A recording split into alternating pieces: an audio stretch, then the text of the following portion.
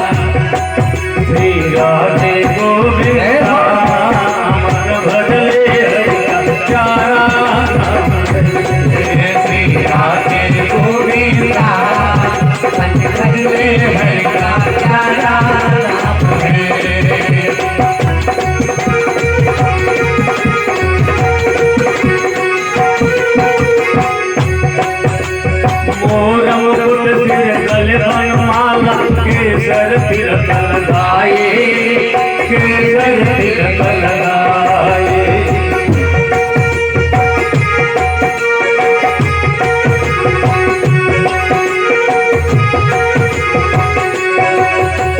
वृंदावन की कुंज गलिन में मोहन रास रचाए, हाँ मोहन रास रचाए।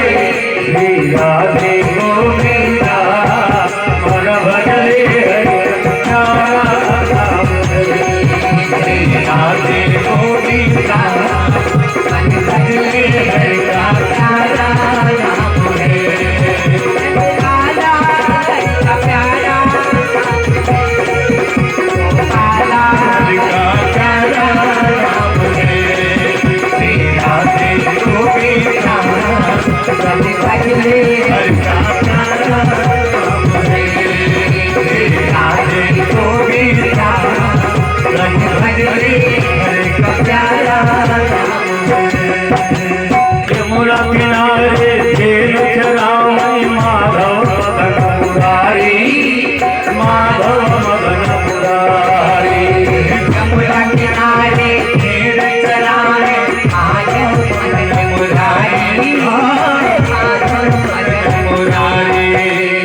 मधुर मुरलिया राम बजावे, हर ले सुध बुध सारी, हर ले सुध बुध सारी, राधे गोविंदा मन भजले प्यारा, राधे गोविंदा प्रभु भजले हरिका प्यारा नाम है, राधे गोविंदा प्रभु भजले हरिका प्यारा नाम है। प्रेम से बोलिए आनंद कंठ भगवान की जय। कथा क्रम को आगे बढ़ाते हुए आप सभी अमृत संतानों के हृदय में बैठे हुए परम ब्रह्म परमात्मा भगवान सीताराम के पावन चरणों में प्रणाम करता हूँ।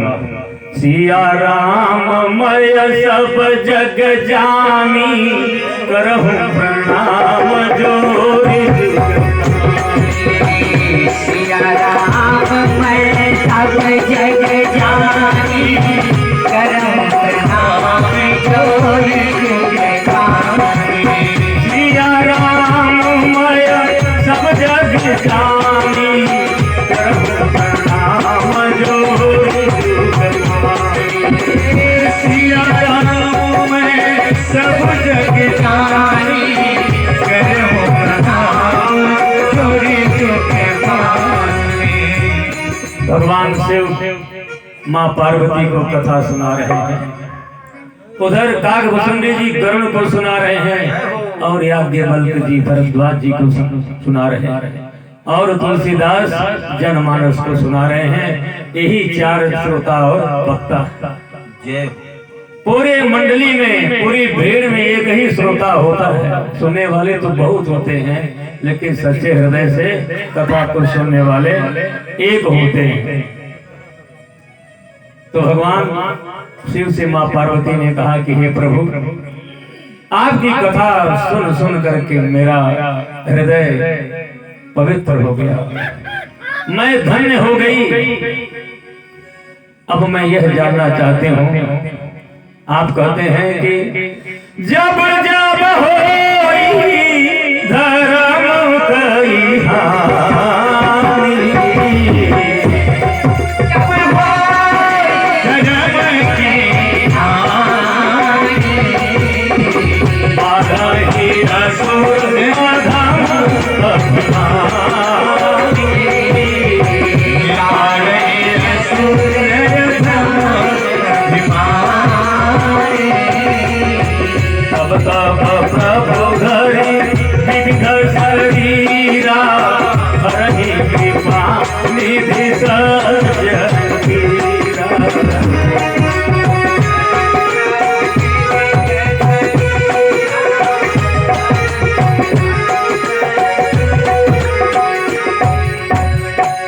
अब मैं आपसे यह भी जानना चाहती हूँ कि भगवान के अवतार लेने का मुख्य प्रयोजन क्या था, किस लिए धराधाम पर प्रभु आए।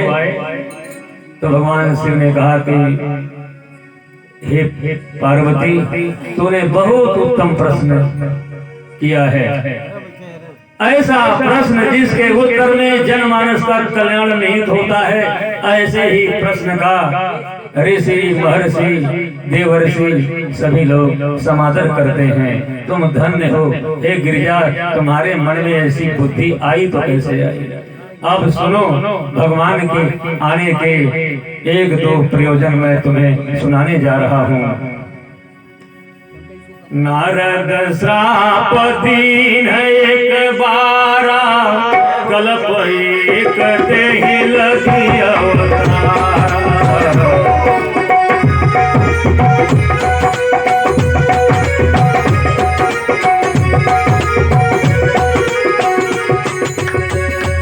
हे गिरिजा, नारद जी ने एक बार प्रभु को भयंकर श्राप दिया, और उस श्राप को भगवान ने स्वीकार किया और इस धरती पर अवतार लिया। गिरिजा चकित हो गई, अरे प्रभु, नारद तो बहुत बड़े ज्ञानी थे, ज्ञानी के साथ साथ भक्त भी थे।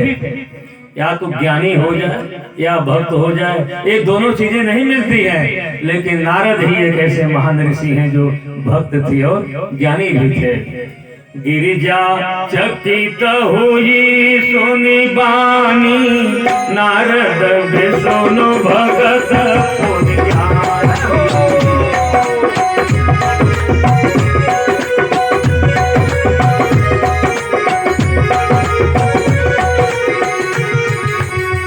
कारण कवन श्राप मुनि दीन्हा, कारण कवन श्राप मुनि दीन्हा, काय अपराध रमापति कीन्हा।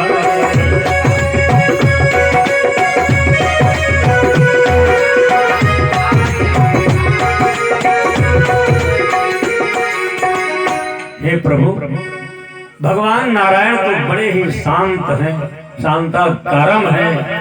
उनके अंदर ऐसा आवेग कैसे आ गया कि अपने परम भक्त नारद को उन्होंने उत्तेजित कर दिया, और जिसके कारण जो है ऋषि को अपने आराध्य, अपने इष्ट देव को श्राप देना पड़ा।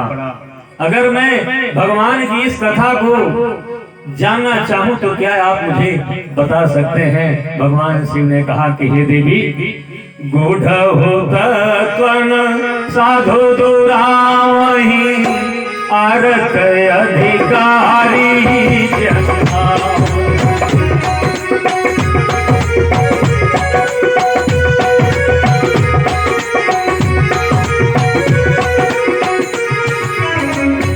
हे देवी, अपने आर्त भक्तों के लिए दुनिया में ऐसी कोई भी वस्तु नहीं है जो मैं छिपा सकूं। जन कहूं कछु अधेय नहीं मोरे। और आप तो भगवान के अवतारों की कथा सुनी है और मुझसे पूछ रही है, कई जन्मों में सुना है, लेकिन आज तुम्हारे इस प्रश्न का उत्तर मैं देने जा रहा हूँ। एक बार की बात है, महर्षि नारद बीड़ा पर तान छेड़ते हुए संगीत की सबसे उच्च शिखर के सम्राट नारद जी और तुम्बरु, इन दोनों की बीड़ा का जोर दुनिया में कहीं नहीं था। और लिया बीड़ा, एकांत स्थान की खोज करते हुए गंगा के पावन तट पर गए। श्रीमन नारायण नारायण नारायण, श्रीमन नारायण नारायण नारायण, लक्ष्मी नारायण नारायण नारायण, लक्ष्मी नारायण नारायण नारायण, श्रीमन नारायण नारायण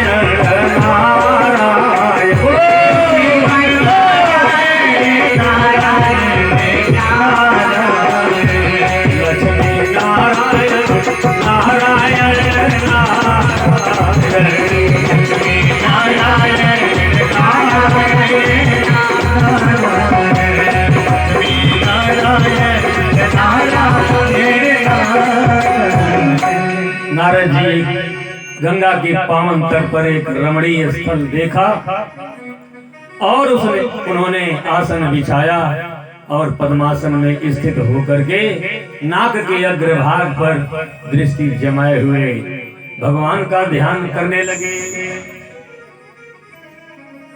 और उनका मन परम प्रभु में एकाग्र हो गया। उस एकाग्रता बढ़ने से समुद्र में हलचल मच गई, पानी खौलने लगा, पृथ्वी डगमगाने लगी। देवराज इंद्र के मन में बड़ी चिंता हुई।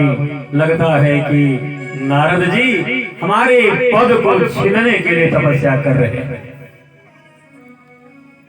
जो नीच स्वभाव के लोग होते हैं उनको ऐसा ही लगता है कि कोई व्यक्ति आपस में बात कर रहे हैं तो सोचते हैं हमारे बारे में ही बात हो रही होगी।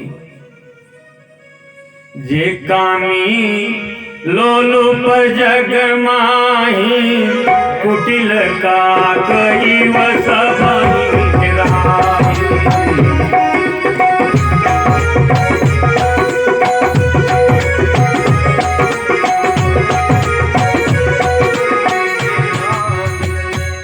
इंद्र जो है बहुत ऊंचे रहते थे, लेकिन उनकी दृष्टि जो है नीचे रहती थी। चील बहुत ऊंचे उड़ती है, लेकिन उसकी जो नजर होती है वो मरे हुए पशुओं पर ही होती है। बाकी वातावरण में, क्षितिज में उसको कोई अच्छाई बुराई से लेना देना नहीं है। नीचा ऊंचा निवास नीच कर तू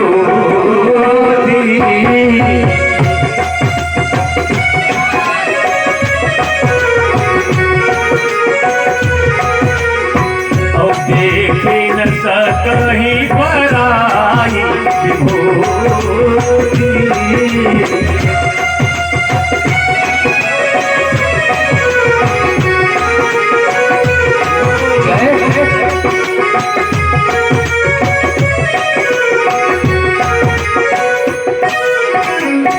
ये ईर्ष्या ऐसी है जो हृदय में एक बार किसी के प्रति आ जाती है तो उसके जीवन को खोखला बना देती है। पड़ोसी की उन्नति को देखने की इच्छा लोगों के मन से हट जाती है। पड़ोसी का नुकसान हो जाए, उसके बदले मेरा चाहे सर्वस्व नाश हो जाए, ऐसा उद्योग, ऐसा कुचक्र लोग करने लगते हैं। एक पंडित जी थे, भगवान शिव के परम भक्त थे। रुद्राभिषेक, शिव की पूजा करा करा के अपने पेट का पालन पोषण करते थे। एक दिन उनकी पत्नी ने कहा कि स्वामी आप दिन भर जो है बाहर रहते हैं, लेकिन शाम को आते हैं, इतना पैसा नहीं लाते हैं कि मेरे परिवार का गुजर बसर हो सके। अरे आप शिव से मांगो कुछ, दुनिया के लिए आप प्रार्थनाएं करते हैं, अपने लिए भी कुछ मांगो। गए मंदिर में, भगवान शिव से कहा है कि भगवान शिव आप मुझे भी कुछ दे जिससे मेरा भी जीवन कुछ आगे बढ़ सके। मैं बहुत गरीब इंसान हूँ और गरीब इंसान से कोई बात भी नहीं करना चाहता है। धनहीनक संगन को करे, नहीं आदर से बचु बोलत है। परब विवाह धनी घर में, अपमानक घूटन घूटत है। एक वस्त्र ही पास रहे जिसके, बड़ लोग के बीच न डोलत है। यह पाप महा छठवां नर का, इससे बड़ पाप न देखत है। 5 महापाप हैं, लेकिन निर्धनता 6वां महापाप है। नहीं दरिद्र सम दुख जग माही,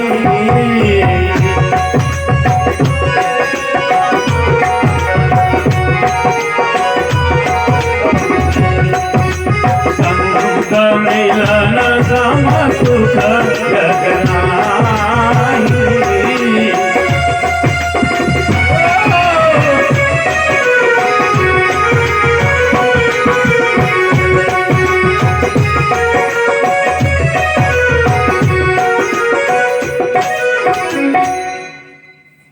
पंडित जी की बात को भगवान शिव ने सुना और प्रकट हो गए और एक घंटा दिया, ले जाओ पंडित जी, इससे आप जो मांगोगे वो आपको मिलेगा।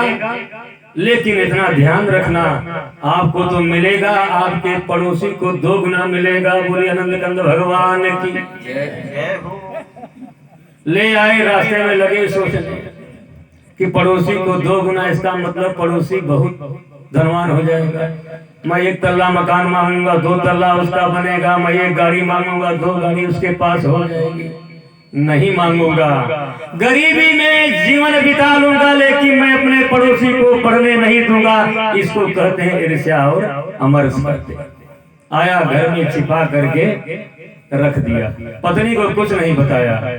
सुबह फिर चले गए पूजा करने के लिए। पत्नी झाड़ू लगा रही थी तो घंटा गिरा, देखा, खोला तो घंटा शिव के आकार का, नाम रखा हे घंटेश्वर भगवान। बोले घंटेश्वर भगवान की। हे प्रभु, मैं कभी मंदिर नहीं जा सकी, आपका दर्शन बड़ी कृपा से हुआ है। मैं बहुत गरीब हूँ, मेरे घर में भोजन नहीं है। आज मेरे पति आने वाले हैं, मैं शाम को क्या खिलाऊंगा? एक थाल भोजन मिल जाता उनके लिए। एक थाल भोजन आ गया, 56 प्रकार का बना हुआ। पड़ोसी के घर में 2 थाल पहुंच गई। हे प्रभु, रहने के लिए मकान नहीं है, मड़ैया है, एक मकान हो जाए। 1 तल्ला मकान बना, पड़ोसी का 2 तल्ला बन गया। एक गाड़ी नहीं है चलने के लिए, एक गाड़ी इधर 2 गाड़ी उधर, एक गाय उधर 2 गाय उधर।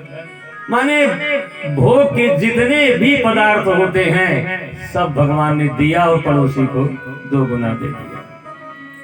उसकी पत्नी ने देखा कि पड़ोसी के पास तो ज्यादा से ज्यादा हो रहा है, बड़ी समझदार थी। बोली कोई बात नहीं है, पड़ोसी 2 गुना हो जाए, 4 गुना हो गया, 1000 गुना हो गया, इससे क्या हुआ, हमारा तो काम चल रहा है।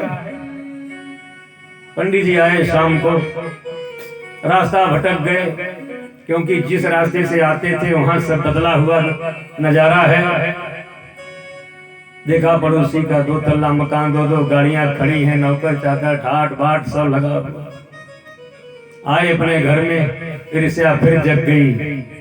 लगता है मेरी पत्नी ने घंटेश्वर महादेव से कुछ मांगा होगा और महादेव ने 2 गुना हमारे पड़ोसी को दे दिया। नहीं, मैं रहने दूंगा, बर्बाद कर दूंगा।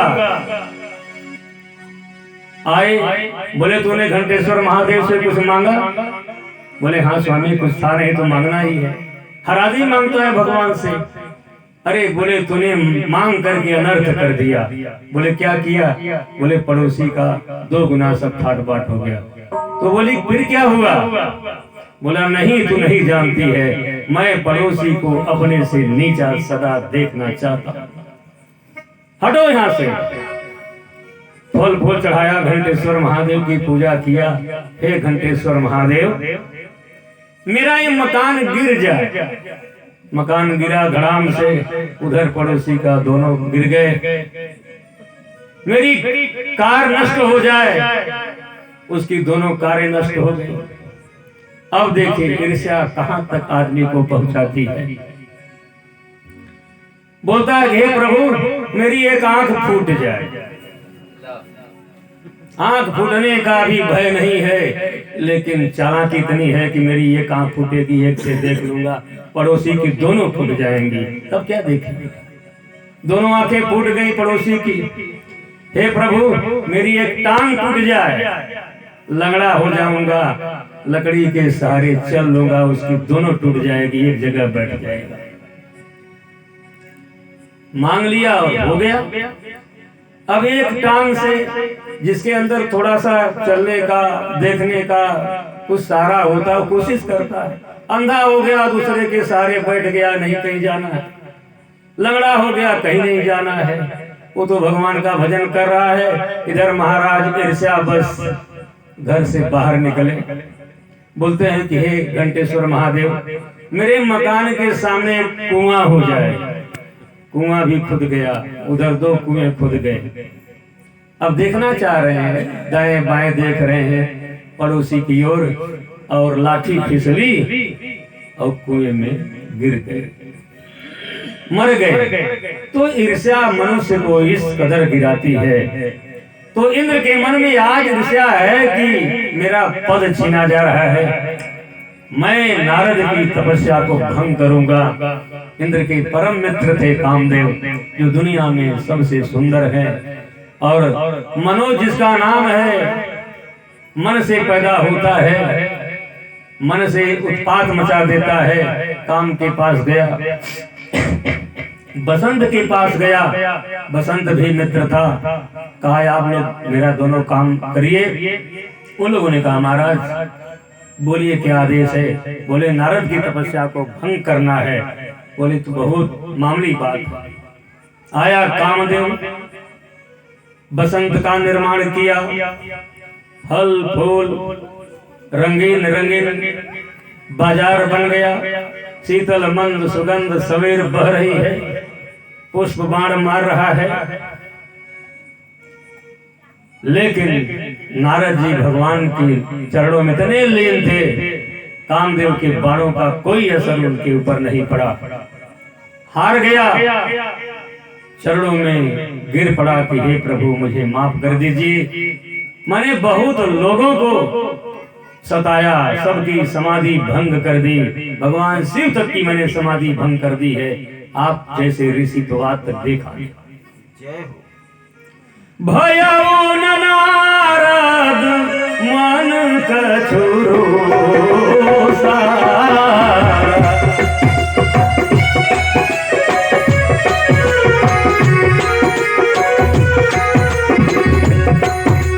कही प्रिय वचन काम परितोषा।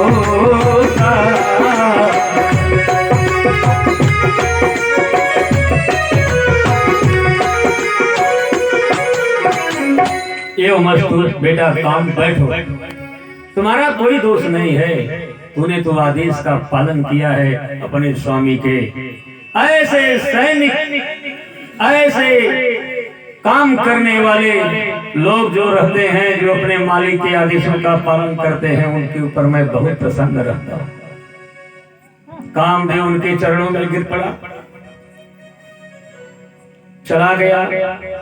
अब नारद के मन में अभिमान जगता है, अरे मैंने काम को जीता रे, मैंने काम को जीता रे, मैंने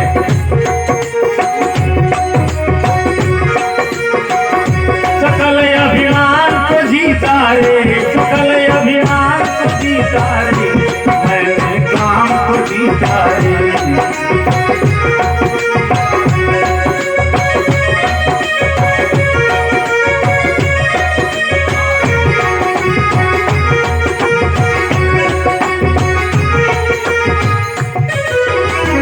ये अहंकार ऐसा शत्रु है जो अंकुरित होता है हृदय में और बढ़ बढ़ करके इस शरीर को बर्बाद कर देता है।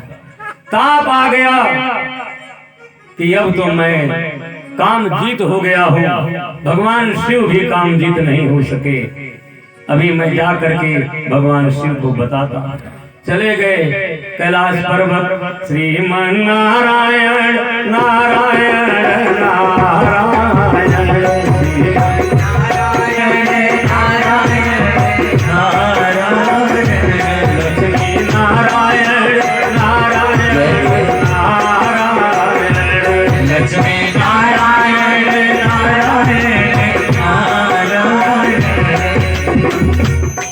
पहुंच गए। सारी सभा शिवलोक में खड़ी हो गई। भगवान शिव ने कहा, आइए नारद जी, कहिए क्या हाल चाल है मृत्युलोक का। बोले प्रभु सब अच्छा है। बोले आप बहुत प्रसन्न हैं, आज इतनी प्रसन्नता आपके मुख पे मैंने कभी नहीं देखा। आप तो हमेशा लोगों के कार्य को लेकर के दुखी ही रहते थे। बोले प्रभु बात ही कुछ ऐसी हो गई। बोले क्या हुआ। बोले प्रभु मैं समाधि में लीन था, इंद्र के मन में मेरी तपस्या भंग करने की इच्छा हुई, कामदेव और बसंत को भेजा और सब ने मेरी समाधि को भंग करनी चाहिए, लेकिन मैं डिगा नहीं, है आपकी कृपा का प्रसाद है। लोग ऐसा भी बोलते हैं प्रभु की कृपा है, लेकिन अभिमान अंदर रहता है, ये ऊपर ऊपर की बात होती है। भगवान शिव ने सोचा इसको अभिमान हो गया। बोले नारद जी कैसा माहौल था, थोड़ा वर्णन कीजिए।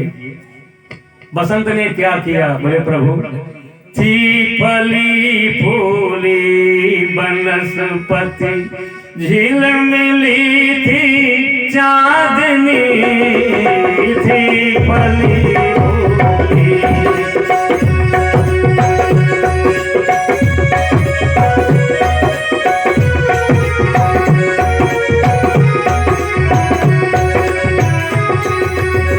सरसराता सर अनिल था, सरसराता सर अनिल था, थी तरंगित रागिनी, सरसराता सर अनिल था।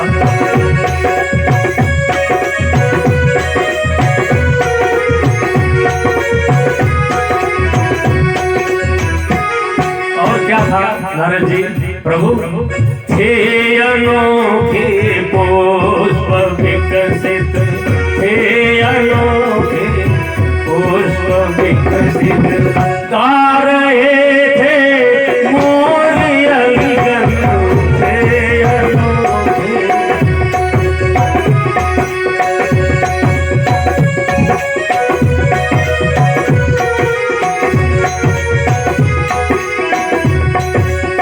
और क्या था नारद जी बोले प्रभु पूछो मत।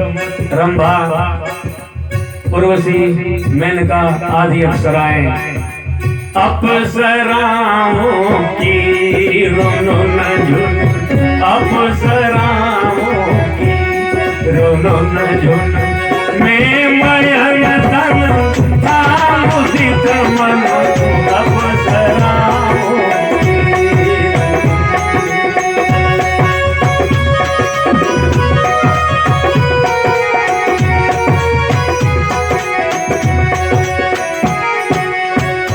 प्रभु ऐसा परिदृश्य था। लेकिन आपके चरणों के प्रताप से, आपके भजन के प्रताप से ऐसे मादक वातावरण का मेरे ऊपर कोई असर नहीं पड़ा। भगवान शिव ने कहा कि नारद जी जो बात आपने मुझसे कह दी सो कह दी, लेकिन यह बात नारायण से मत कहना। शंभुदीन उपदेश हित नहीं नारद ही सुहान। शंभु ने कहा कि मत कहना, लेकिन नारद को अच्छा नहीं लगा। आप किसी को रोको, उसकी सफलता की बात तो मानेगा। बड़े रोकने वाले बने हैं, इनको मिला होता तो ढिढोरा पिटवा देते। अरे भगवान शिव ने एक बार काम को जीता था, पूरी दुनिया में ढिढोरा पिटवाया, और मैंने जीता तो कहते हैं किसी से नहीं बताना। जरूर बताऊंगा। चले गए ब्रह्मा जी के पास, ब्रह्मा जी से भी वही सब बातें बताई।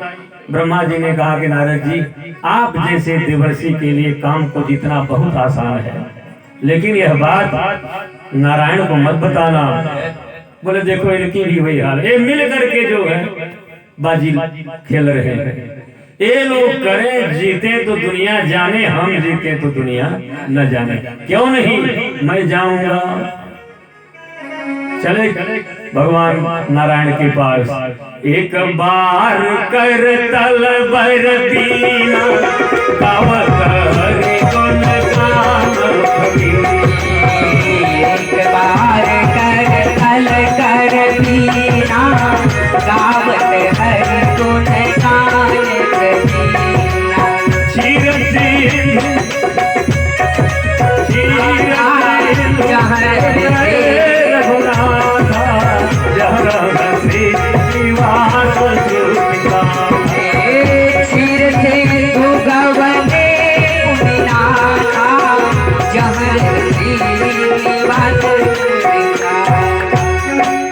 पहुंच गए। अब नारद को गणों के द्वारा भगवान को मालूम हुआ कि पधारे हैं। लक्ष्मी के सहित उड़ करके ब्राह्मण आया है मेरे दरवाजे पर। आए हाथ जोड़े, नारद जी हम लोग प्रणाम करते हैं आपको। आशीर्वाद दिया और कहा बहुत उगता रहे, क्या बात है, इतनी अकुलाहट क्यों है? बोले प्रभु कोई बात ऐसी है, कभी कभी मनुष्य को प्रसन्नता मिल जाती है तो अकुला उठता है, कभी विपरीत स्थिति हो जाती है तो रोने लगता है। आज मेरे मन में कुछ ऐसी बात आई है जिससे मैं प्रसन्न हूँ। बोले बताइए। बोले प्रभु आज मैंने काम को जीत लिया है, जो बातें भगवान शिव को बताई थी सारी बातें बता दी है। भगवान ने सोचा मेरा भक्त है, मेरा पुत्र है, इसके मन में अभिमान अंकुरित हो गया है। अगर इस अंकुरित अभिमान को मैं अभी नष्ट नहीं करता हूँ तो इसका बड़ा नुकसान हो जाएगा और आने वाली पीढ़ी यह कहेगी कि नारायण जो अपने भक्तों की रक्षा नहीं करते हैं। कहा नारद जी ठीक है, आप नहीं जीतेंगे तो कौन जीतेगा? साम दाम दंड भेद भगवान सब कुछ जानते थे, साम नीति का प्रयोग किया, चल दिए नारद जी। इधर भगवान जी, नारद जी जा रहे हैं, माया से एक नगर बनाया, बड़ा सुंदर नगर। वहां पर नर नारी सब सजे धजे हैं, भोग्य पदार्थ की कोई कमी नहीं है। और वह नगर था राजा शीलनिधि का। शीलनिधि और उनकी पत्नी एक कन्या थी जो 18 साल की हो गई थी। विवाह की चिंता राजा को थी, क्योंकि जब बेटी बड़ी हो जाती है तो माता पिता को सबसे बड़ी चिंता उसके विवाह की होती है कि किसके हाथ में इसको सौंपी। घर बर और कुल 3 चीजें देखी जाती हैं। जब घर बर कुल होई अनोपा, करिय विवाह सुताय।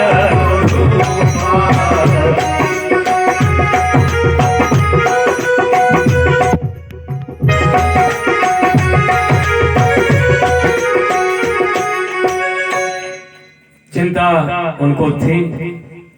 ढिढोरा पिटवा दिया, एक स्वयंवर किया कि मेरी बेटी का स्वयंवर है और मेरी बेटी जिसको वर्ण कर लेगी अपने अनुरूप जान करके मैं उसके साथ उसका विवाह कर दूंगा। दीप दीप के नाना राजागण आए, नारद भी पहुंच गए।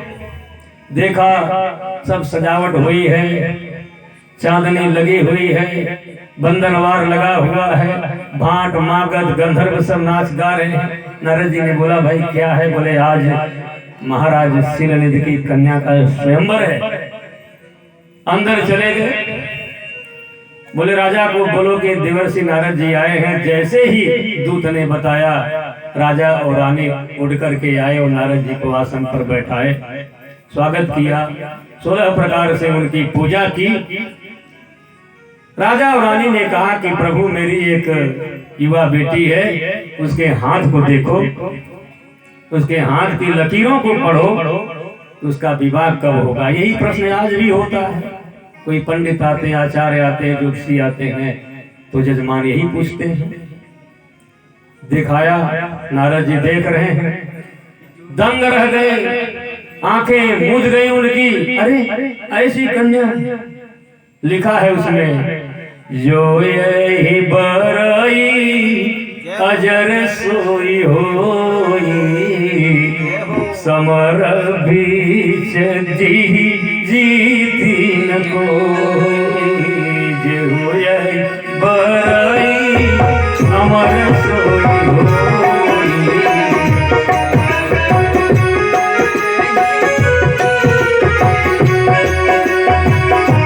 अच्छी बातें लिखी थी, जो इसके साथ विवाह करेगा उस संसार में उसको जीतने वाला कोई नहीं होगा, धन धान्य से संपन्न होगा, दुनिया की सारी सुख सुविधाएं उसके पास होंगी। नारद जी मोहित हो गए, ऋषि को भी मोह हो गया, और कुछ मोह नहीं हुआ, मरने का भय बुजुर्गों को भी होता है कि मैं मर जाऊंगा। नाती का विवाह नहीं देखा, पोती का विवाह नहीं देखा, कुछ और जी जाता, ये भावना तो रहती है। जीने की इच्छा नारद के मन में थी कि अजर अमर हो जाऊंगा। कल्पना जगी मन में, सोचे कि मैं इसको प्राप्त करूंगा, भगवान विष्णु से मांगूंगा। राजा को झूठ मूठ बताया कि आपकी बेटी ऐसी है, सब जहां जाएगी बहुत खुशहाल रहेगी, धन धान की कमी नहीं रहेगी, लेकिन जो मूल चीज थी वो नहीं बताया। झटपट जब मनुष्य का स्वार्थ होता है, चाहे वो पंडित हो, चाहे वो आचार्य हो, चाहे विद्वान हो, चाहे ज्योतिषी हो, वो अपने यजमान का भला कभी नहीं कर सकता। लोभ आ गया, चले वहां से आ गए, भगवान विष्णु के यहाँ जा रहे हैं कि मैं भगवान विष्णु से रूप मांगूंगा, क्योंकि ये कन्या युवा है, जवान है, मेरे साथ विवाह नहीं करेगी, और हरि से मैं उनका रूप मांगूंगा, उनकी सुंदरता मांगूंगा, क्योंकि भगवान विष्णु से सुंदर इस जगत में कोई है नहीं। अब बीच ही पंथ मिले धनुजारी, नहीं तो रमान राजकुमारी। अरे नारद जी कहाँ अकुल होके जा रहे हैं? बोले प्रभु आपके पास आ रहा था, निवेदन ये है, नारद कहीं प्रभु से नारद कहीं प्रभु से लैल कंठी मनिया भजनिया अब न होए प्रभु जी।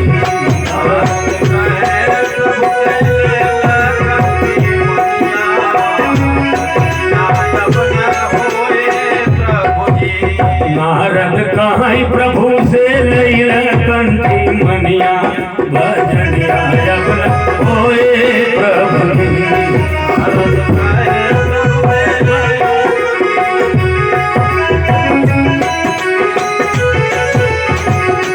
नारद कहीं प्रभु से लैला कंठी मनिया भजनिया अब न होए प्रभु जी।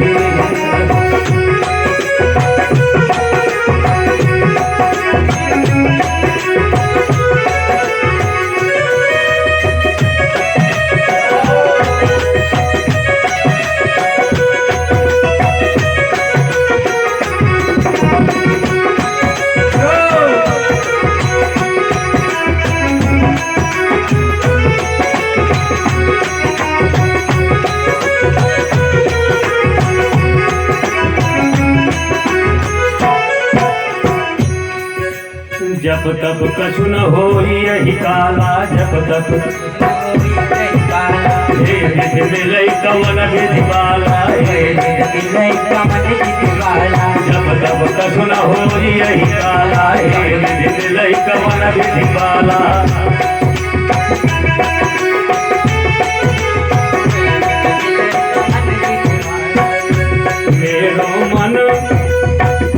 मेरो मन में शांति न होई बिना दुल्हनिया भजनिया अब न होए प्रभु जी।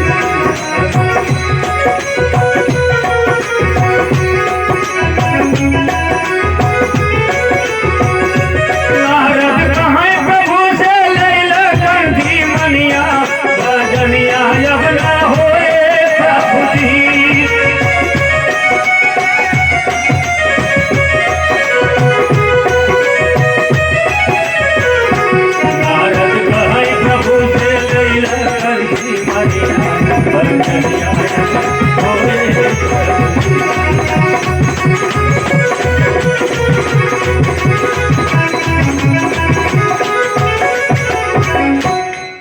वाह क्या ताल मिलाया हमारे संगीत महोदयों ने।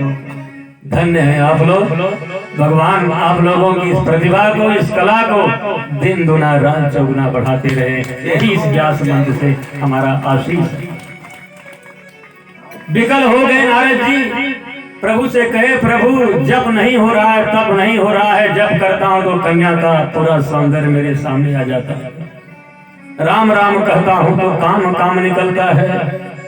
विषय विकार मिटाओ कहता हूं तो आता है विषय विकार बढ़ाओ। ये हमारी सबकी स्थिति है। प्रभु आप मुझे अपना रूप दे दो। अपन रूप देहु प्रभु मोहि और उपाय न आनहु। अपन रूप देहु प्रभु मोहि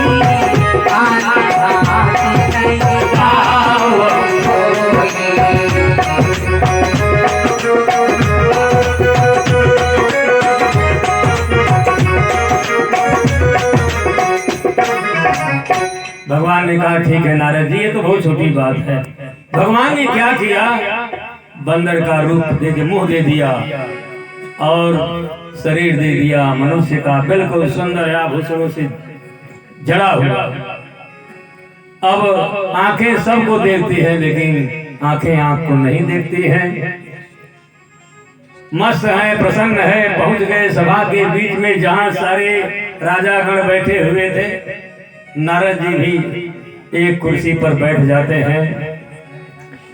स्वयंवर का समय होता है, कन्या को प्रवेश कराया जाता है। कन्या आती है, राजागण सब अभिमान में है कि मैं ही दुनिया का सबसे बड़ा सुंदर व्यक्ति हूँ, सुंदर राजा हूँ। और नारद के मन में वही बात है, कभी भुजा देखते हैं, कभी सीना देखते हैं। पुनि पुण्य मुनि उक चाहिए कुलाही और देखी दशा हर गण।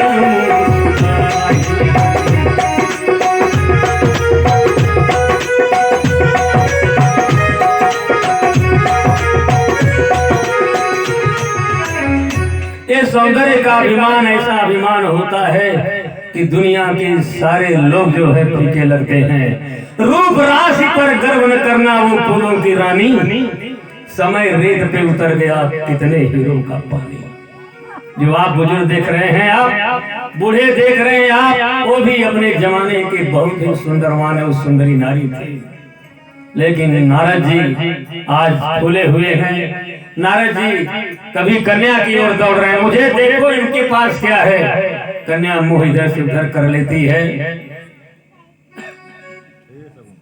नारद जी के यही मन में है कि मुझे कन्या जरूर वरण करेगी।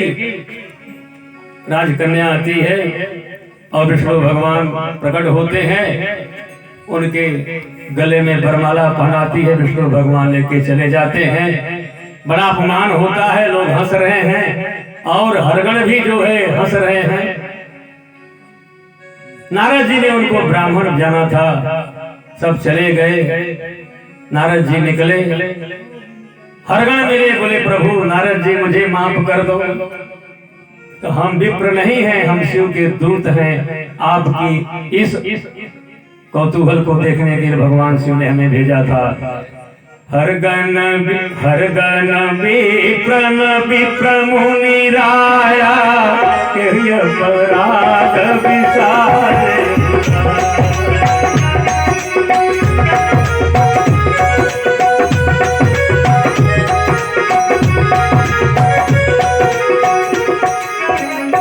उसी में दोनों भाई थे। एक ने कहा नारद जी जरा दर्पण में अपना मुंह तो एक बार देख लेते, कितने आप सुंदर हो। आपके साथ छल हुआ, आपसे सुंदर विष्णु नहीं थे। देखा उन्होंने, पानी में अपना मुंह देखा, चौंक गए। अरे मेरे साथ छल किया, नारायण ने मेरे साथ छल किया, अपने भक्त के साथ छल किया। मैं अब इनको छोड़ने वाला नहीं हूँ। क्रोध है, आवेश है। हरगणों से कहा कि जाओ आप लोग क्षमा मांग रहे हो, इसलिए क्षमा मुनियों का भूषण होता है। मैं आपको क्षमा करता हूँ, लेकिन भविष्य में ऐसी गलती किसी ऋषि महर्षि के साथ नहीं करना। और आप लोग राक्षस कुल में पैदा होंगे, त्रेता युग में रावण बनेंगे, कुंभकर्ण बनेंगे और उनकी पत्नी सीता का हरण करेंगे। भगवान राम अपनी पत्नी को बचाने के लिए लंका पर चढ़ाई करेंगे और आप लोग उनके बाणों से मारे जाएंगे, तब आपका उद्धार होगा। बेचारे चले गए। नारद जी जा रहे हैं, भगवान विष्णु मिले, बोले नारद जी क्या हाल चाल है आपका? अभी किसी आदमी को चोट लगी हो, किसी के साथ धोखा हो, किसी का धन छीन लिया गया हो, अभी आप उससे बोलोगे क्या हाल है तो उसको गुस्सा नहीं आएगा? कहिए नारद जी कैसे है आप? अरे प्रभु चुप रहो, आप बात मत कीजिए हमसे। आप दुनिया में हमेशा छल करते रहे हैं। सिंधु जब मथा गया तो आप लीन कमला, फिर भी न हुआ तो उसको लीन मर विमला। विष्पान शिव ने कीन्हा, वह चाल थी तुम्हारी, सुरा असुर लक्ष्मी तुम पर बारी। तुम घोर स्वार्थी मूढ़ महा कपटी और नीच बड़े हो, जग हासी मोर करा के बेशर्मी सहित खड़े हो। बायन अच्छे घर दीना है, करनी अच्छे संग कीन्हा है। अब तक तो जगत को खेला था, अब खेलने की तेरी बारी है। मम साप कठोर धरो नर्तन, मेरा श्राप स्वीकार करो। जिस तन से तूने छला मुझे, जिस शरीर से आपने मुझे छल किया है, ये शरीर आपका बन बन की यात्राएं करेगा। और जो मुझे बानर की मुखाकृति दी है, यही आपकी सहायक, आपकी पत्नी का होगा। और यही बंदर और भालू बन करके आपकी रक्षा करेंगे। तो हे गिरिजा, ये तो भगवान के आने का यह भी कारण है। अब दूसरा कारण समय नहीं है, लेकिन भूमिका अभी 10 मिनट हमारा है, तो मैं भूमिका बता देता हूँ। उसके बाद जो प्रसंग रहेगा कल उसको पूर्ण करेंगे। धन्य है स्वामी, आपके मुखारविंद से निकलती हुई ये भगवान कि अवतारों की कथा सुनकर के मैं कृतकृत्य हो गई, धन धन्य हो गई। बोले देवी विश्व विदित एक कय देशु सत्य के तुझ बसई नरेशु।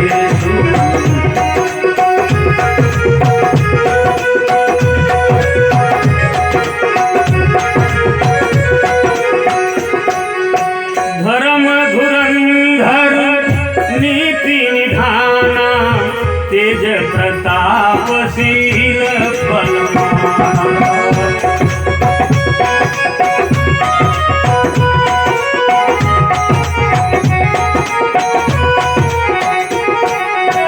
कही के भय जुगल सुत वीरा सब गुण धाम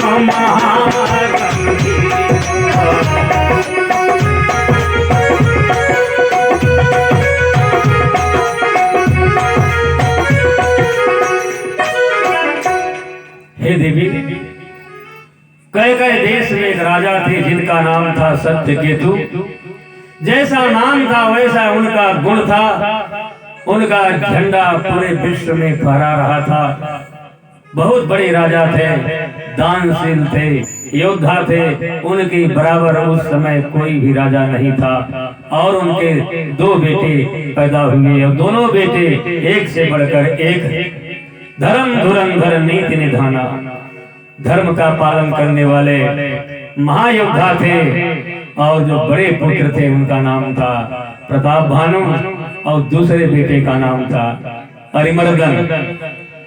ये दोनों गदा लेकर के इस धरती पर घूम रहे थे। भगवान के परम भक्त भी थे। जहाँ भी देव मंदिर होते थे वहाँ प्रणाम करते थे। देवताओं के मंदिर में जा करके पूजन करना, ब्राह्मण भोज कराना, नृप होम श्राद्ध करना, सब कुछ राजा प्रताप भानु करते थे। यह प्रताप रवि भयउ जब फिरी दुहाई देश प्रजा पालयति वेद विधि कतहु नहीं अघोषेश। उसके राज्य में प्रजा बहुत सुखी रहती थी। राजा का तो कर्तव्य ही है, राजा प्रकृति रंजनार्थ, जो प्रकृति का अपनी जनता का मनोरंजन कर सके, उनको सुखी कर सके, वही राजा होता है। राजा प्रताप भानु अपनी प्रजा का अच्छे ढंग से पालन करते थे। जगह जगह बाग लगाते थे, सरोवर लगाते थे। इष्ट और पूर्व जो शास्त्रों में कर्म कहे गए हैं सब कुछ राजा करते थे। और राजा थे तो लोगों पर चढ़ाई भी करते थे। क्षत्रिय का वो भी धर्म था। छोटे छोटे राजाओं को रणबीच में परास्त करके उनके राज्य को अपने में मिला लेता। इसके कारण कुछ लोग उनके जो है शत्रु हो गए और समय की प्रतीक्षा करने लगे सब। क्योंकि जब शत्रु पक्ष बलवान हो तो समय बुद्धि विवेक बल हृदय विचारी सीता ही प्रेरित करे रखवारी। भगवान राम ने भी यही कहा था। तो वह राजा प्रताप भानु के असमय की प्रतीक्षा कर रहा था कि अभी इनका समय बड़ा बलवान है, अभी इनसे मैं युद्ध करूंगा तो हार जाऊंगा। और जंगल में जाकर के धुनी रमा लिया, अवसर की प्रतीक्षा करने लगा। एक दिन राजा प्रताप भानु घोड़े पर सवार हुए और आखेट के लिए जंगल में चले गए। और वह राजा जिसका प्रताप भानु ने सब कुछ छीन लिया था, देखा कि राजा जा रहा है, वह कपटी सुअर बन करके राजा के सामने से जाने लगा। राजा ने सोचा ये सुअर है, इसका आखेट करना हमारा राजधर्म है, और उसके पीछे पीछे चल पड़े। घोड़ा भागता जा रहा है, सुअर कभी इधर कभी उधर, कभी हवाओं से बात कर रहा है और एक घनघोर जंगल में घुस जाता है। राजा प्रताप भानु उसको नहीं पाते। प्यास लग गई, भूख लग गई। ये प्यास और भूख जब भी लगी है कुछ न कुछ अनर्थ हुआ। राजा परीक्षित को भी प्यास लगी, श्रृंगी ऋषि के गले में सांपों की माला पहना दिए। और आज राजा प्रताप भानु को भी प्यास और भूख इतनी सताई हुई है कि सब कुछ भूल गए। ये भोजन हमारे शरीर का पोषण करता है, इसको उचित आहार विहार जल चाहिए। और आप लोग भी उचित भोजन और उचित पानी जरूर पिया करें। खूब पानी पीजिए। आजकल के बच्चे पानी नहीं पीते, इसीलिए उनका पेट खराब रहता है, कब्ज होती है। सुबह उठ करके हर आदमी का धर्म है 4-5 गिलास पानी पी जाओ। पिया नहीं जाता है फिर भी जबरदस्ती पी जाओ। उसके बाद शौचालय क्रिया करने के बाद दंड व्यायाम बैठक भागना दौड़ना के बाद 2 गिलास और पानी पियो। कलेवा करने के पहले इतना पानी पीना ही पीना है। उसके बाद जब कलेवा हो जाए, नाश्ता हो जाए, नाश्ता और भोजन के बीच में भी 4-5 गिलास पानी फिर पी जाओ। उसके बाद दोपहर और रात के भोजन के बीच में भी 4-5 गिलास पानी पीने का अभ्यास डालें। बहुत मुश्किल नहीं है, इतना मैंने कम बताया। बहुत लोग और ज्यादा पानी पीते हैं। इतना आप अभ्यास डालेंगे तो आपको ब्लड प्रेशर, शुगर, कोलेस्ट्रॉल का बढ़ना कभी नहीं हो सकता है। आप इसको व्यवहार में देख लेना और इस बात को मान भी लेना। आज कोरोना का संकट चला हुआ, हर आदमी भयभीत है, किसी को छूना भी नहीं चाहता। लेकिन अगर उचित आप पानी पिएंगे, कोरोना रहेगा तो दवा ही रहेगा। पानी की कमी से कोई रोग बढ़ जाता है। पानी का कोई रंग होता है? पानी रे पानी तेरा रंग कैसा, जिसमें मिला दो उस जैसा। जिसमें मिला दो उस रंग हो जाता है। और रहीमन पानी राखिए बिन पानी सब सुन, पानी गए न उभरे मोती मानुष चुन। जीवन में पानी माने इज्जत उतर जाए तो क्या फायदा। जीवन में पानी की कमी हो जाए, शरीर में शरीर बर्बाद हो जाए तो क्या फायदा। इसलिए बंधु बुजुर्गों, भाइयों, माताओं, आबाल वृद्ध नर नारियों, आप सब पानी खूब पीजिए। अगर शरीर को स्वस्थ रखना है तो पानी पीना है। इन्हीं शब्दों के साथ मैं वाणी को विराम देता हूँ। राम गुण गायो नहीं आई करके, आई करके जम से कहोगे क्या जाई करके। राम गुण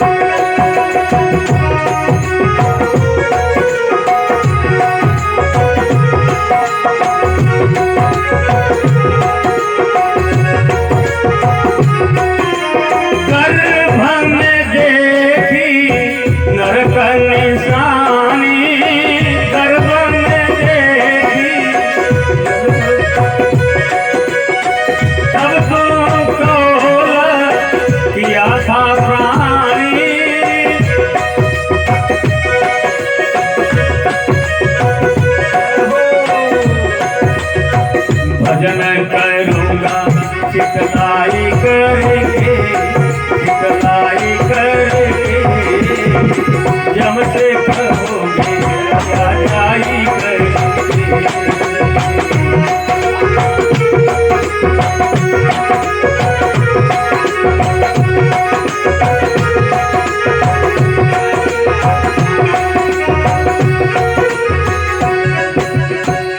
बोले आनंद कंद भगवान की जय। अभी हमारा समय पूर्ण होता है।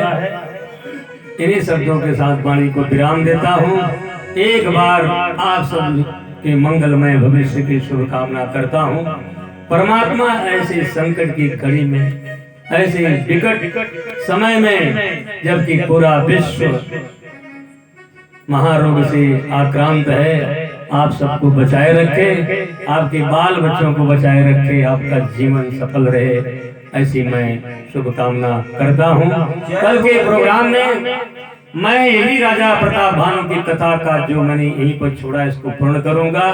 और किसी भक्त की इच्छा है थोड़ी सी कृष्ण कथा की सुनने की, तो मैं आधा घंटा प्रताप भानु की कथा और आधा घंटा भगवान कृष्ण की कथा कहूंगा। बोले आनंद कंद भगवान